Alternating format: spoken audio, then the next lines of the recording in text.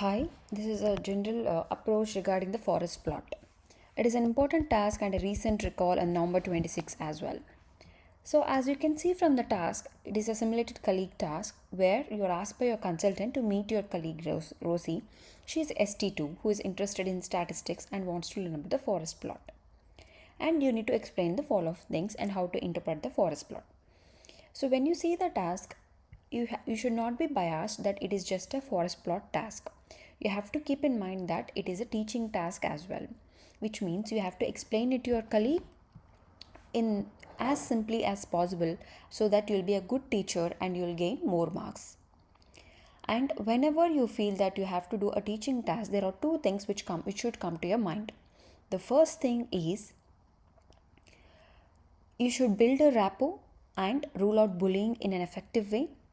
And the second most important thing is try to involve your colleague as much as possible in the complete task so that you'll gain good marks in the communication with colleagues and also you'll end up passing the task. Even if you don't know much details about the forest plot, if you are involving your colleague more and you are following the general template of the teaching task, you'll be able to score maximum marks. Okay. Hi, I'm Lakshmi, one of the doctors, you should not use the term doctors. Hi, I'm Lakshmi, ST5. And you? Hi, Rosie, nice meeting you. How are you finding the department? How is your training going on? Nice, good to know, Rosie. So, how are your colleagues and your consultants? Nice. Are you feeling you're getting enough support from them? So good to hear that from you, Rosie.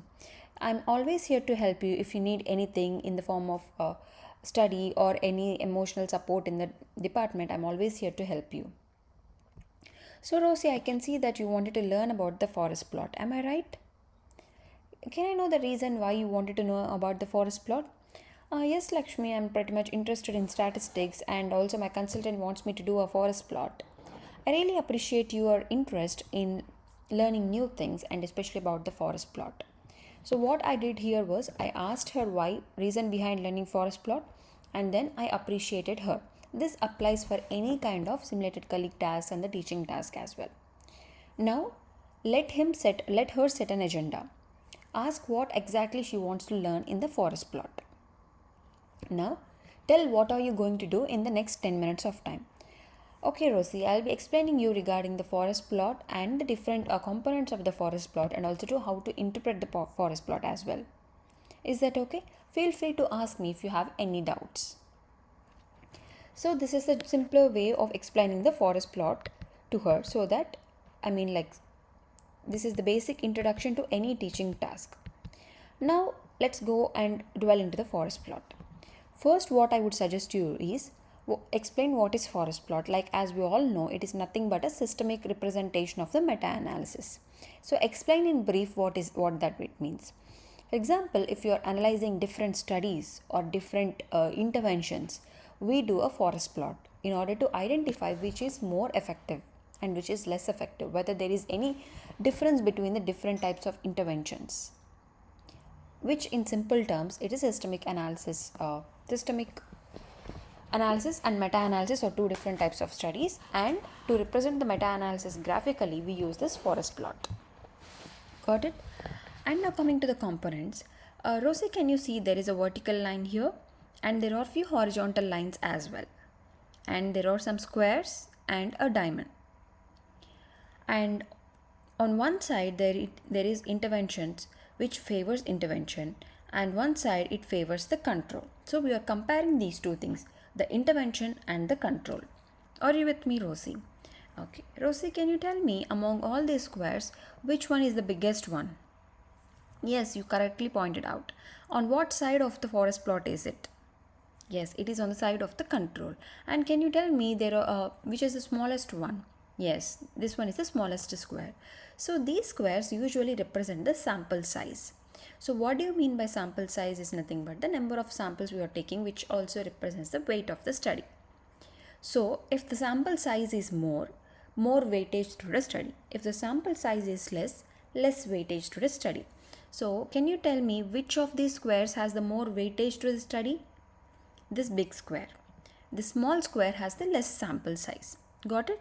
Now The vertical line in the middle is the line of no effect, which means any study which crosses this line of no effect becomes invalid. Okay, and you can see some horizontal lines here.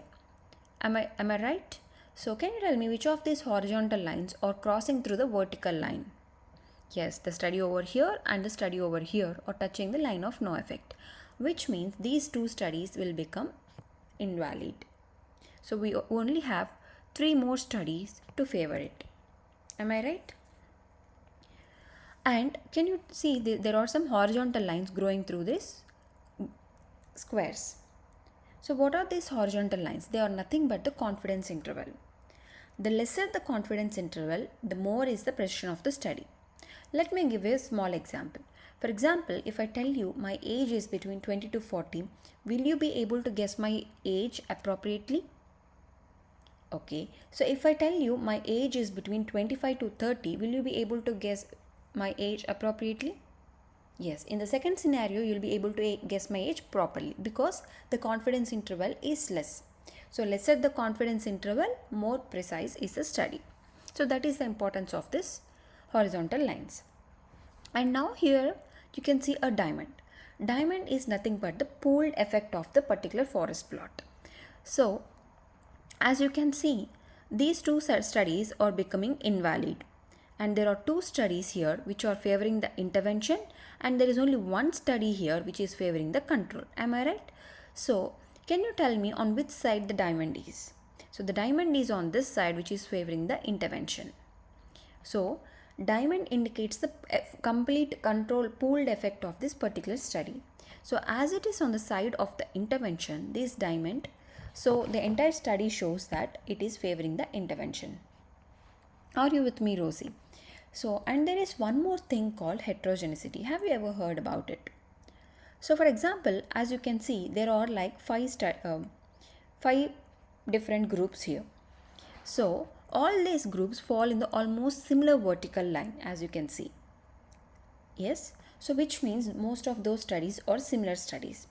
For example, let me give you an example. If there are some apples, if you are comparing apple and apple, there will be a lot of similarities in between them so that you will be able to compare them effectively. But if you are comparing an apple with orange to see whether apple is better or orange is better, will you be able to do that? No, because they are completely different. So if you are comparing the similar studies, you will be able to get a proper outcome. So if the heterogeneity is less, more precise is your analysis. If the heterogeneity is more, like you are comparing apples and oranges, the study precision will become less. The study will become less reliable. So always we need to look to do a study in the similar groups. Okay. So from seeing the graph itself, you can tell that the heterogeneity of this study is less because all these studies almost fall in the same vertical line. Okay. So it is as simple as that. We just have the squares which indicate the sample size, the horizontal lines, a vertical line, and a diamond. Are you with me, Rosie? Okay. Any further doubts? Okay.